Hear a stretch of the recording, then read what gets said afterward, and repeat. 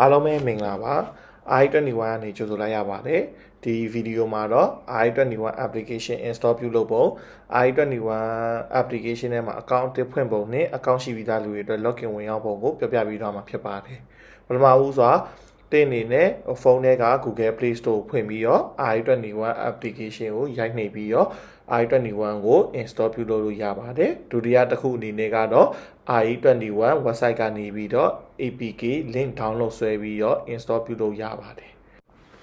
ဒီနေ့နဲ့ Re21 application download ဆွဲပြီးသွားပြီဆိုရင် Re21 application ကိုဖွင့်လိုက်ပါအဲဒီကမှစာပြီးမြင်လိုက်ရမှာတော့စားလိုက်ရအောင်နဲ့ login ဝင်မယ်ဆိုတဲ့ဥစ္စာတွေ့မယ်ဒီအနေနဲ့ account တစ်ပြုလုပ်မယ်ဆိုရင်တော့စားလိုက်ရအောင်နှိပ်ပြီးတော့အိမ်မှာရှိတဲ့အစင်စင်ကိုတစ်စင်ပြီးတစ်စင်နှိပ်သွားရမှာဖြစ်ပါတယ်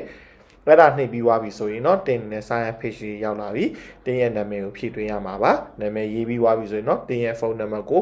စပြီးတော့ရိုက်ထည့်ပေးရမှာเนาะအရှိကနေ3ညမပါဘဲနဲ့ရိုက်ပေးရမှာပါပြီးရင်တင်ရဲ့မွေးတက်ကရဲအမွေးလေးကိုရိုက်ထည့်ပေးရပါမယ်ပြီးရင်တော့တင်ရဲ့စကားဟော passport ကိုရိုက်ထည့်ပေးရမှာပါအဲ့ဒါပြီးရင်တော့ဆက်သွားမယ်ဆိုတဲ့ဥစ္စာနှိပ်လိုက်တယ်ဆိုရင်တင်အတွက် OTP ကုတ်လေးရောက်ဖို့နေရာလေးရောက်လာပါပြီတင်ဖုန်းတွေကို Re21 ကနေပြီးတော့ OTP ကုတ်နံပါတ်လေးပို့ပေးမှာပါ OTP ကုတ်လေးရပြီဆိုရင်တော့ဒီ OTP ကုတ်လေးအတိုင်းရိုက်လိုက်ပြီဆိုတာနဲ့တင်နေနဲ့ Re21 application ကိုအကောင့်ဖွင့်တာပြီးဆုံးသွားပါပြီတင်နေနဲ့ Re21 ကိုအကောင့်ရှိပြီးသားလူတွေအတွက်ကတော့ login ကိုနှိပ်ပြီးတော့ဖုန်းနံပါတ်ကို